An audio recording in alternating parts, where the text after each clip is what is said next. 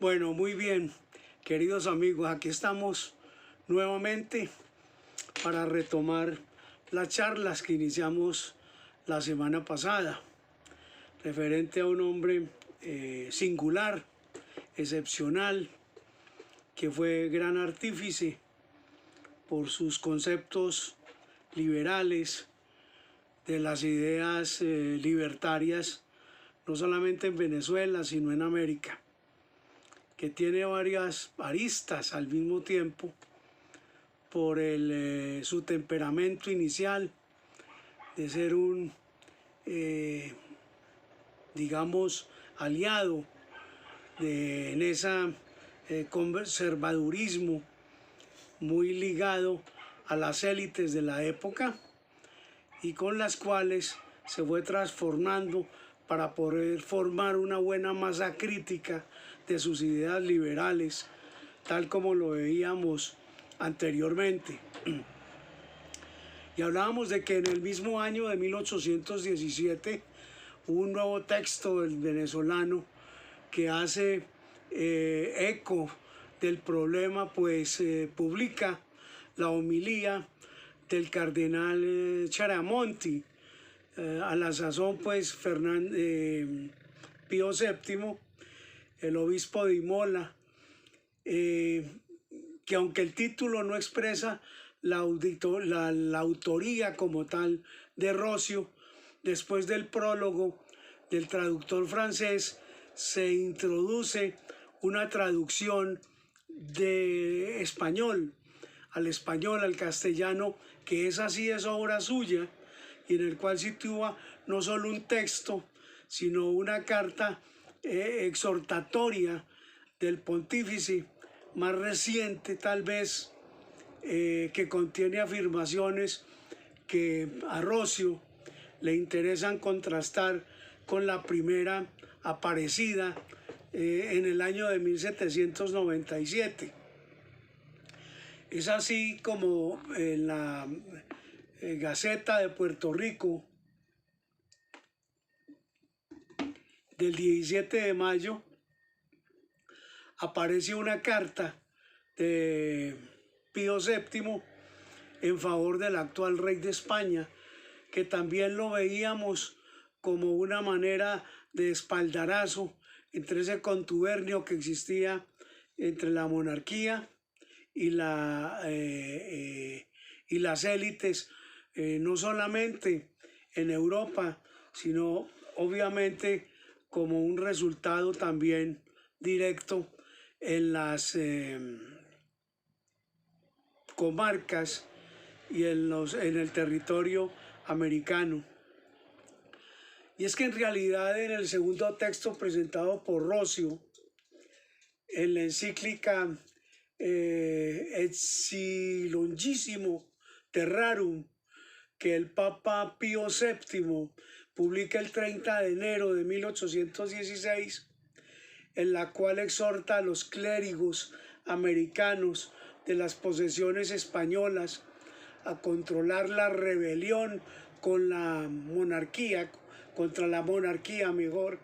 creyéndola promovida por fuerzas de origen masónico, que también lo alcanzamos a comentar la vez pasada. Este ambiente provoca claramente una necesidad de Rocio para traducir y publicar los citados textos papales, pues pretendía, o pretende mejor, Rocio, evidenciar la falsedad de lo más peligroso para los intereses emancipadores, que es claramente la última encíclica Longissimo Terrarum, ¿sí? Una carta que entra dentro de la campaña antiliberal y antiemancipadora que ha emprendido el clero de la época, por lo que Rocio alude con cierta ironía a su carácter apócrifo, ¿sí? Porque está dirigida, como él lo dice, al clero secular y regular de América, insurrecta, con fecha del 30 de enero de 1816, y luego es publicada en Caracas el 15 de febrero del mismo año por uno de los aduladores más serviles de la tiranía española, lo dice Roscio, que es desde luego el vicario general don Vicente, Manuel Vicente de Maya, que gobierna la diócesis de Caracas bajo el mandato del arzobispo Colli Prat. Entonces, tal como lo señala posteriormente Pedro Grace, el catecismo perdido de Roscio está en relación con un plan trazado en sus obras precedentes, tanto en el triunfo de la libertad sobre el despotismo como en la homilía del cardenal Chiaramonti, y puede afirmarse que realmente redactó en la misma época lo que escribió en la referida réplica a Pío VII, o sea, que en 1817 en Filadelfia ya lo concibe como una oposición al Real Catecismo de Fernando VII, que se publica en España, o que había sido publicado en España en 1816. Roscio había tenido, por supuesto, noticia a través de la prensa inglesa que le llegaba, y también de las comunicaciones que traía otro personaje que lo acompañó siempre, así no estuviera presente, pero que le enviaba correspondencia, que fue el cura Cortés de Madariaga. Un texto que publica Roscio hacia 1819 puede considerarse como un resumen intencionado en el que proyecta transmitir toda una serie de datos de la facción partidaria del poder real absoluto, apoyándose desde luego en el comienzo en el ataque a los obispos que elaboraron y difundieron el Real Catecismo de Fernando VII, como el obispo, por ejemplo, de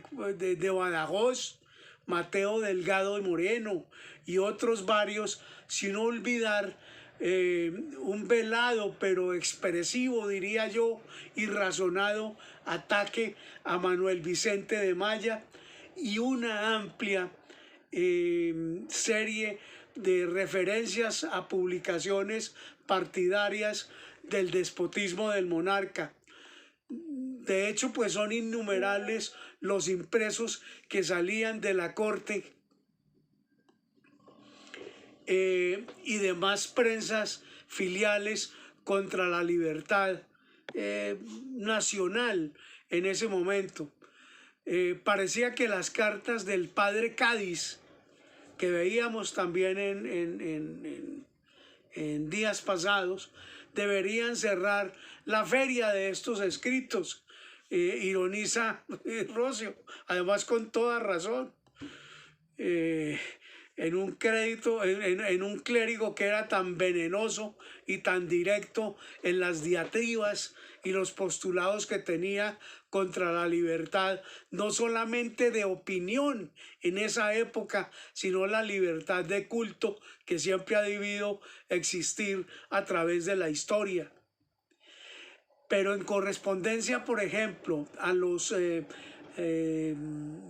años posteriores, Roscio alude de nuevo al tema, aunque hacia 1820, esto es muy importante, en el trienio liberal se pondrá un replanteamiento de la situación. En la carta, por ejemplo, que él escribe a mi ilustre antepasado, el general Francisco de Paula Santander, desde Angostura, el 5 de mayo de 1820, se refiere a la rebelión de los liberales en España y razona además sobre los beneficios que puede tener para la independencia en los tiempos presentes. Por fortuna, dice él, la actual revolución de España ha desarmado a los clérigos y frailes ignorantes y fanáticos. Ya no podrán, dice, predicar, escribir ni susurrar en el confesionario diciendo y enseñando que pecamos en nuestra revolución y que ingresar a la lucha y a la independencia y la libertad se pueda convertir en un pecado mortal, como lo pregonaba el cura Cádiz desde años atrás. Es como así también en otra carta a Santander, desde Angostura, el 27 de septiembre de 1820, se muestra optimista, muy optimista diría yo, con respecto al próximo triunfo de la revolución, aunque hace eco de algunas dificultades que se puedan presentar. Es así como aduce que la España nos ha hostilizado con gente americana, con provisiones americanas, con caballos americanos, con clérigos y frailes americanos y con todo lo americano, dice. Hace alusión a los criollos que formaban desde luego parte en los ejércitos y en el staff de los realistas en la época y que no tenían ningún nexo